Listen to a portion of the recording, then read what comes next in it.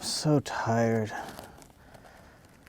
So tired. I just been in the office all by myself and no one's here and I just don't know even what I want to do.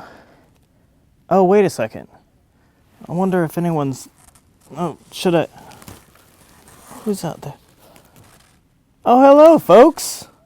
Imagine seeing you here. How about that? Gosh, pardon me, I've just been really tired lately. And so I thought I would take a rest on the couch here and thought I'd pull the curtain over me just so no one would notice that I'm here. You know, I have this invisibility cloak that I use every once in a while.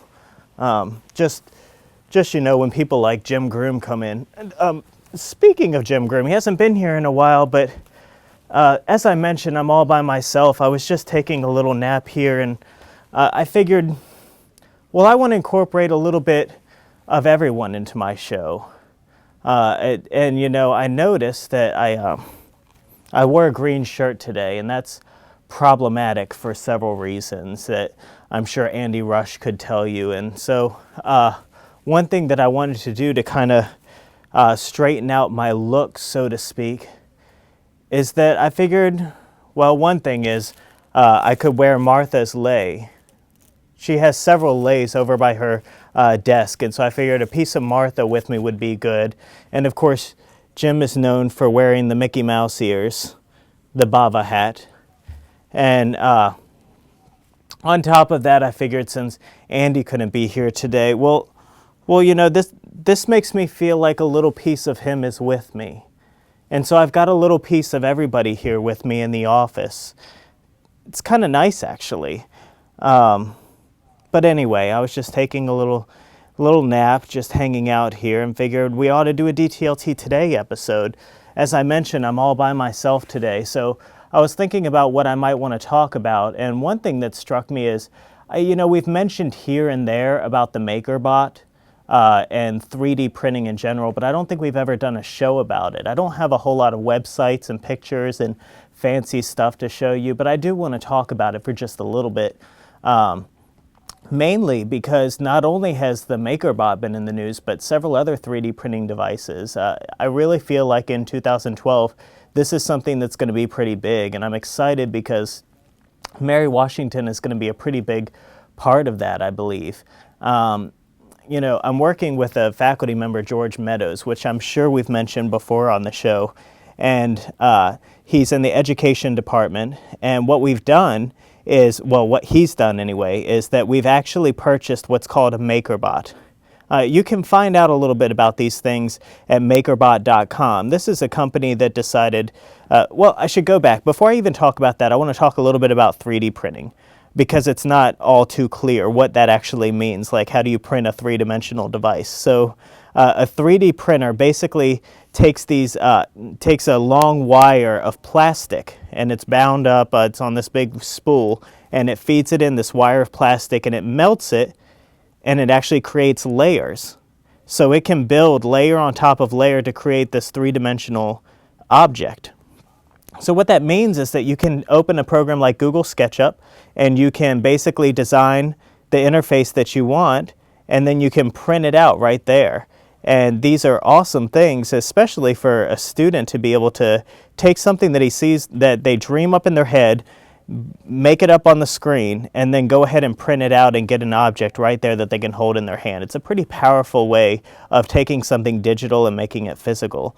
And so I got to talking with George Meadows about this, and we thought the Makerbot would be perfect for this. Makerbot is a company that decided that they wanted to bring the cost of 3D printing down, so they figured out a way to make these devices and bring the cost of the parts down to the point where you could have a box that would print three-dimensionally for about $1,300. That may sound like a lot of money, but it's really not when you think of what these devices actually do.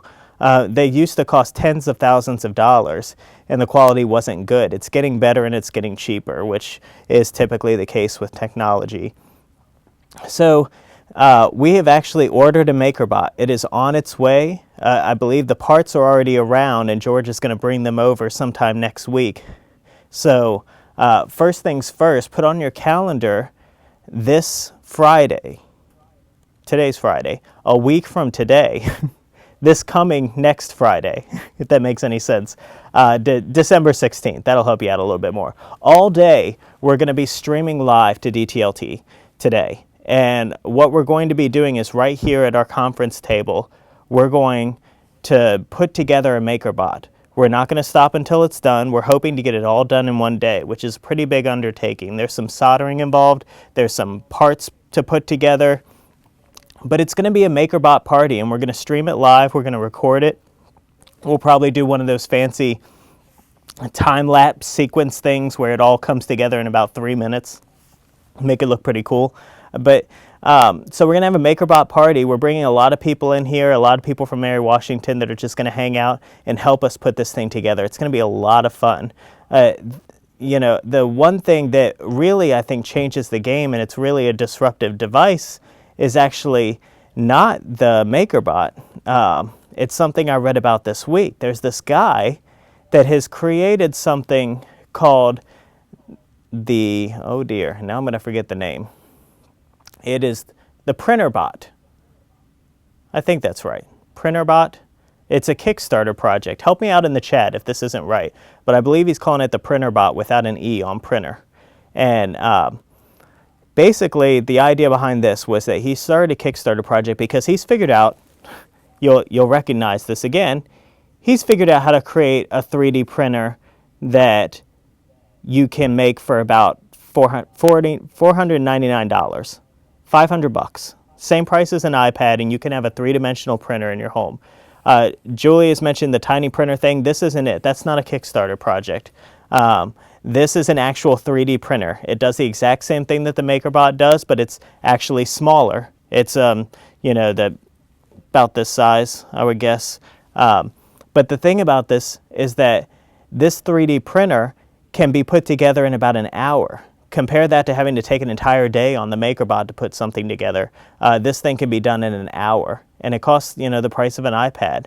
So look at this. That basically means that we can run a course here. I'm hoping maybe we can get a grant and buy a couple of these things, and I only have to take one period of the course for all of the students to sit there all together and put these things together, and then we can start rolling with other stuff. So, you know, we're thinking in next fall, George and I want to look at teaching a course that basically looks at marrying digital art with physical art. And so the idea is that we'd be taking them through the process of putting together one of these three-dimensional printers, seeing different kinds. You know, we'll have a Makerbot, we'll have this kind, we'll have several other kinds perhaps, I don't know.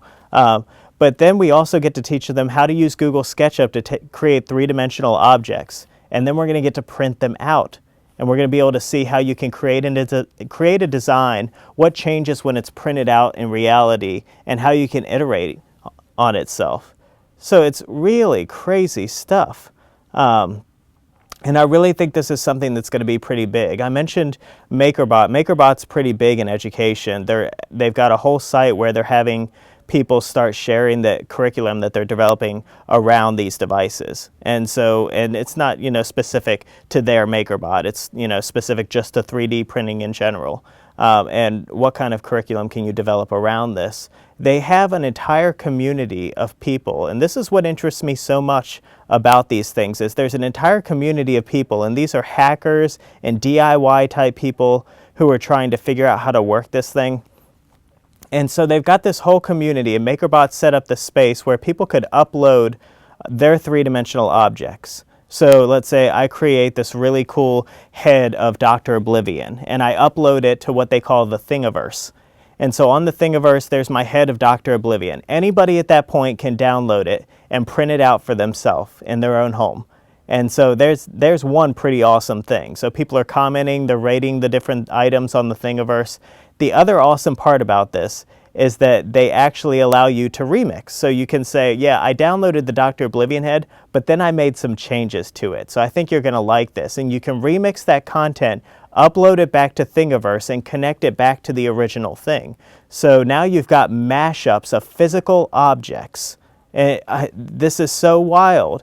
Todd's asking, where is the Thingiverse? If you go to makerbot.com, there's a link in the top right, I believe, for the Thingiverse. It's a community tied to Makerbot, but the objects that you download can be used on any three-dimensional printer.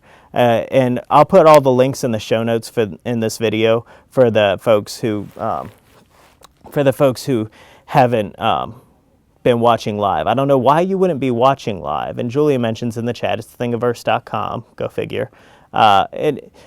You know, if you're not watching live, you really should be. But anyway, so there's this awesome community aspect to this as well. And I love the idea of having sort of this hacker fab culture at a university. It's really crazy, right? I just read an article recently where there's a library down in Fayetteville, North Carolina, that's creating what they call a fab lab. And so they've got makerbots in there. And keep in mind, this is a public library. And so they've got a space for people to come in and start, you know, playing around with putting things together, fabricating their own stuff. I really think that's an awesome way of getting away from the computer for a second and playing around with really physical hardware objects and things like that. I think it's awesome.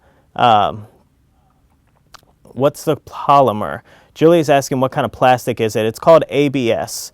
I don't know what ABS stands for, but it's a type of plastic that they basically is extruded. It's on wire spindle reels. And what you do is it runs through the device, it melts itself, and it basically builds layers one on top of each other to create this three-dimensional device. So I'm really excited for what it's going to do in this class, and I'm really looking forward to it. That's basically all I have for a show. I'm going to stick around here a little bit later, but you know, before I go, I just want to, you know, if I had another pair of shoes, I would change those out and do a little Mr. Rogers thing here. But really, what I want to say is that Jim, Martha, Andy, I miss you. I need you back in my life, and I'm hoping that I'll see you all very soon. Thanks again for watching, everybody. See you later.